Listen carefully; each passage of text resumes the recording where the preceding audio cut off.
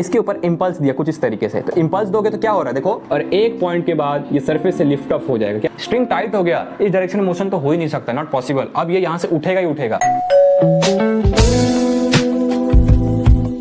Hello everyone, मैं हूं आशीष और आप सभी का स्वागत करता हूं हमारे चैनल रफ किताब में। तो आज के इस वीडियो में हमारे पास है जेईई एडवांस का एक प्रॉब्लम।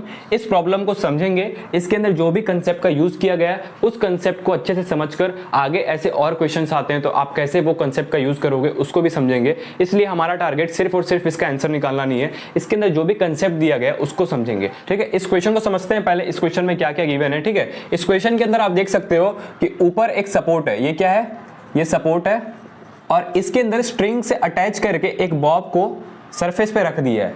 इसका हाइट कितना है 0.9 मीटर, और ये जो स्ट्रिंग है इसका लेंथ कितना है 1 मीटर। अगर इसके हाइट से स्ट्रिंग का लेंथ ज्यादा है तो कहीं ना कहीं जब आप इसको जस्ट वर्टिकली रखोगे, ये जो स्ट्रिंग देख रहे हो आप, ये क्या होगा, लूज होगा, क्योंकि इसका लेंथ है 1 मीटर और हाइट है 0.9 मीटर। ठीक है, तो 0.1 मीटर इसकी लेंथ ज्यादा है। तो क्या किया हमने इस बॉब के अंदर इंपल्स दिया। इंपल्स फोर्स जो होता है उसको बोलते हैं फास्ट एक्टिंग फोर्स, या फिर उसको बोल सकते हो सडन फोर्स।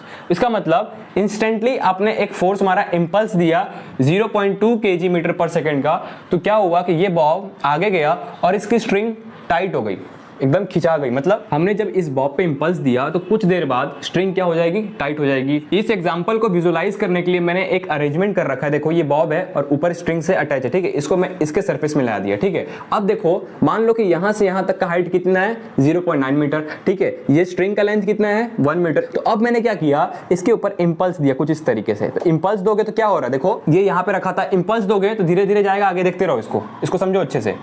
जब आप इंपल्स दोगे, देखो यहाँ पे था, मैंने इसके ऊपर इंपल्स दिया तो ये सीधे सीधे जाएगा, सीधे सीधे, और एक पॉइंट के बाद ये सरफेस से लिफ्ट ऑफ हो जाएगा। क्या हो जाएगा, लिफ्ट ऑफ हो जाएगा, मतलब यहाँ से सरफेस को छोड़ देगा। तो ये वही पॉइंट है जहाँ पे सरफेस को छोड़ रहा है। हमें निकालना है इसकी काइनेटिक एनर्जी।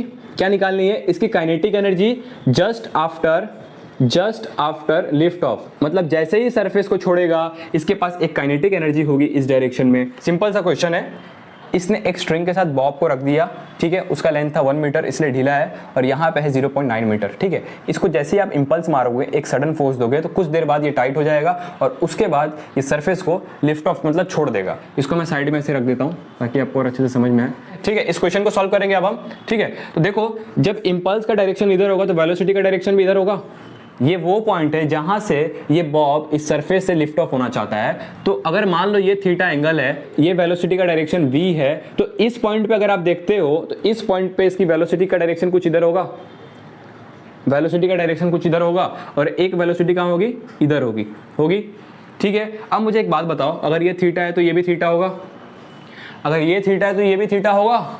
देखो कैसे, ये थीटा हो गया, ये 90 हो गया, तो ये 90 माइनस थीटा हो गया, ये 90 माइनस थीटा हो गया। अगर ये 90 माइनस थीटा होगा, 90 माइनस थीटा, तो ये वाला एंगल क्या हो जाएगा, देखो ये पूरा स्ट्रेट लाइन का, इसका मतलब 180 होना चाहिए ना, होना चाहिए नहीं, तो 90 प्लस थीटा होगा, 90 प्लस थीटा होगा, तो इधर क्या हो जाएगा बताओ, इधर हो जाएगा आपका 90 minus theta.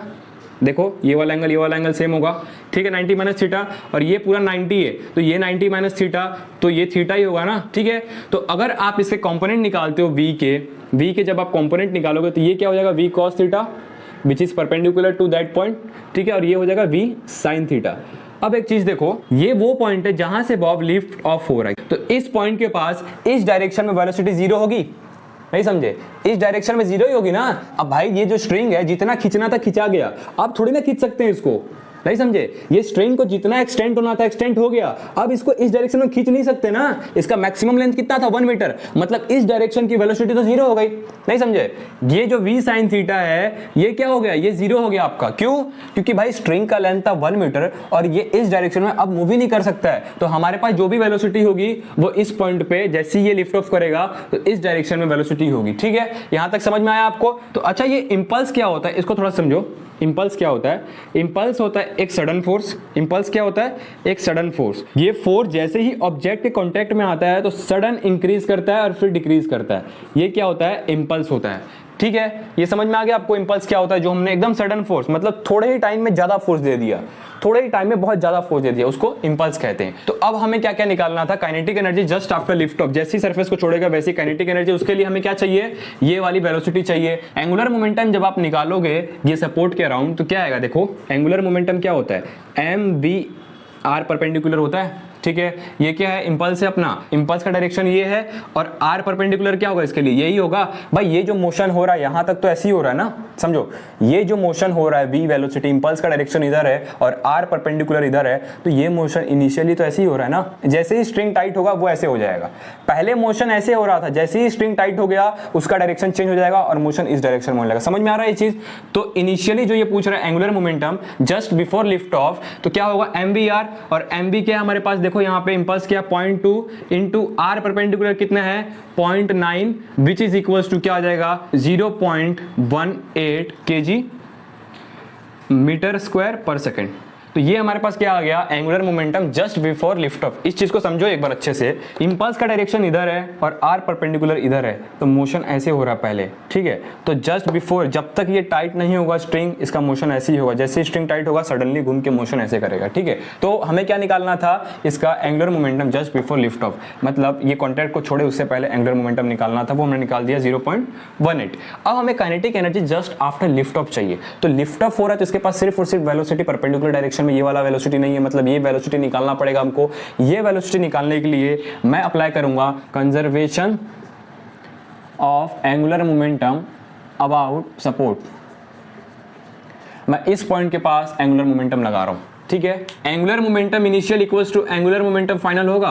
Angular momentum initial क्या होगा, देखो एंगुलर मोमेंटम इनिशियल की वैल्यू क्या हो जाएगी, m into initial velocity into R perpendicular equals to final की क्या हो जाएगी, m final velocity equals to r perpendicular. हमने v परपेंडिकुलर क्यों लिखा, क्योंकि v परपेंडिकुलर वेलोसिटी ही है इस पॉइंट के पास, तो यही निकालेंगे ना। तो यहां से अगर आप देखते हो mu क्या है, इंपल्स है, इंपल्स की वैल्यू है 0.2 इंटू r परपेंडिकुलर क्या था 0.9 मीटर इक्वल्स टू हमारे पास m कितना था 0.1 इंटू r परपेंडिकुलर कितना है, r परपेंडिकुलर इस पॉइंट के पास क्या होगा, ये हमारा वेलोसिटी है v परपेंडिकुलर, ये निकालना है हमें। तो इसके लिए r परपेंडिकुलर क्या होगा, यही तो होगा 90 डिग्री पे, देखो ये वाला, तो इसका लेंथ क्या है 1 मीटर, ठीक है 1 मीटर लिख दिया हमने, और हमें ये निकालना है v परपेंडिकुलर। इसको सॉल्व करोगे 0.2 इंटू 0.9 को सॉल्व करोगे तो 0.18 आ जाएगा equals to 0.1 into V perpendicular. हमें क्या निकालना है, V perpendicular equals to 0.18 divide by 0.1 which is equals to, अब यहाँ से ऊपर जाएगा तो 1.8 मीटर पर सेकंड हमारे पास क्या आ गया, परपेंडिकुलर डायरेक्शन में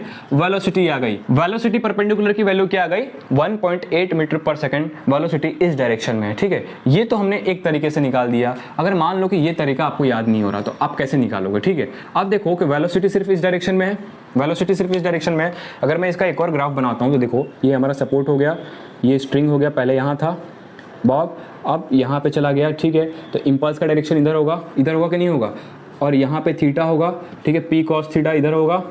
हम लोगों ने अभी देखा कि वेलोसिटी सिर्फ और सिर्फ इस डायरेक्शन में ही है, इस डायरेक्शन में वेलोसिटी की वैल्यू 0 हो गई। तो इंपल्स का डायरेक्शन अब कहाँ है, इस डायरेक्शन में है। तो जो हमारा इंपल्स होगा पी कॉस थीटा, क्या वो एम वी के इक्वल नहीं होगा। इंपल्स जो इस डायरेक्शन में सिर्फ और सिर्फ लग रहा है उसकी value m into V perpendicular के इक्वल नहीं होगा ना जी। तो देखो यहाँ से v परपेंडिकुलर की वैल्यू निकालोगे तो p cos theta divide by m। अब देखो p क्या था 0.2 इंटू कॉस थीटा की वैल्यू कैसे निकालोगे, ये थीटा है, आपको यहाँ पे थीटा दिया हुआ है, तो कॉस थीटा की वैल्यू क्या हो जाएगी, कॉस थीटा इक्वल्स टू क्या होता है, बेस अपॉन हाइपोटेनियस। बेस कितना है 0.9, देखो base upon hypotenuse divide by 1, तो क्या आ गया 0.9। तो ये हमारे पास आ गया 0.9 cos थीटा की वैल्यू डिवाइड बाई m कितना है 0.1, ऊपर आ गया 0.18, नीचे आ गया 0.1, इसको सॉल्व करोगे तो 1.8 मीटर पर सेकंड, ठीक है। तो हमारे पास जो v परपेंडिकुलर आ गया वो कितना आ गया 1.8 मीटर पर सेकंड। यहाँ से भी निकाल दिया और यहाँ से भी निकाल दिया। अब तो इजी है ना। अब तो आपको क्या निकालना है, काइनेटिक एनर्जी निकालनी है, जो कि होता है हाफ एम वी परपेंडिकुलर का स्क्वायर। अब भाई काइनेटिक एनर्जी क्या हो जाएगा, हाफ एम वी स्क्वायर होता है। तो इस पॉइंट पे जैसे लिफ्ट अप करेगा इसके पास वेलोसिटी का डायरेक्शन सिर्फ और सिर्फ इसी डायरेक्शन में होगा वेलोसिटी, इसलिए सिर्फ और सिर्फ इसी वेलोसिटी का कंपोनेंट लेना है आपको, याद रखना, ठीक है। आपको सोचना है स्ट्रिंग टाइट हो गया, इस डायरेक्शन में मोशन तो हो ही नहीं सकता, नॉट पॉसिबल। अब ये यहाँ से उठेगा ही उठेगा, तो इसको उठाने के लिए कोई ना कोई तो वेलोसिटी चाहिए ना इसके पास। अगर इसके पास वेलोसिटी नहीं होगी तो ऊपर ही नहीं जाएगा। जिस डायरेक्शन में मोशन होगा उसी डायरेक्शन में तो वेलोसिटी होगा, ठीक है। तो यहाँ से हाफ m कितना 0.1 इंटू v परपेंडिकुलर आया 1.8 का स्क्वायर, इसको आप सॉल्व करोगे तो हाफ इंटू 0.1 इसको लिख सकते हो 3.24, ठीक है। जब इसको आप सॉल्व करोगे तो ये हो जाएगा आपके पास हाफ 0.1 इंटू 3.24 इंटू करोगे तो ये आपके पास आ जाएगा 0.324। इसको जब आप 2 से डिवाइड दोगे इसको मैं लिख सकता हूँ 0.16 जूल। तो ये हमारा काइनेटिक एनर्जी आ गया और ये हमारा एंगुलर मोमेंटम आ गया। बस यही दो चीज़ पूछा है। और इसके अंदर अगर कंसेप्ट की बात करूँ तो क्या कंसेप्ट है कि इस पॉइंट पे स्ट्रिंग का मोशन इस डायरेक्शन में नहीं होगा क्योंकि ये टाइट हो चुका है, तो अब ये इस डायरेक्शन में तो मोशन नहीं कर पाएगा, सिर्फ और सिर्फ इस डायरेक्शन में कर रहा है। तो इस पॉइंट पे ही सारा गेम खेलना था, सारी चीज़ें सोचनी थी कि कैसे हो रहा है, क्यों हो रहा है ना, तो वो सारी चीज़ें। और देखो यार, इसका सॉल्यूशन तो हमने निकाल दिया, तो सॉल्यूशन निकाल के सिर्फ और सिर्फ ये नहीं सोचना कि जेईई एडवांस का प्रॉब्लम है, अरे यार इसका सॉल्यूशन तो आ गया। नहीं, इस कंसेप्ट को आप समझो, क्या हो रहा है, कैसे हो रहा है, क्यों हो रहा है, अगर ऐसे हो रहा है तो क्या करना है। ये चीजें अगर आप समझते हो तो आपको जेईई एडवांस में मैक्सिमम चांस है कि आप क्वेश्चन सॉल्व कर लो। तो क्या करना है, बेसिक से हर चीजों को सोचना है। एक क्वेश्चन सॉल्व करते हो तो तुरंत सॉल्व करके आगे मत बढ़ा करो, उसी क्वेश्चन को समझा करो, क्यों हो रहा है, ऐसा ही क्यों दिया, ये होगा तो क्या होगा। तो ऐसे आपका माइंड पूरा बेसिक क्लियर होगा आपके माइंड में। अगर आपका बेसिक क्लियर है तो आप किसी भी एग्जाम को अच्छे से निकाल सकते हो, ठीक है। सो आज के वीडियो के लिए बस इतना ही। मिलते हैं आपसे किसी नए वीडियो में, तब तक के लिए bye, keep learning and keep smiling, bye.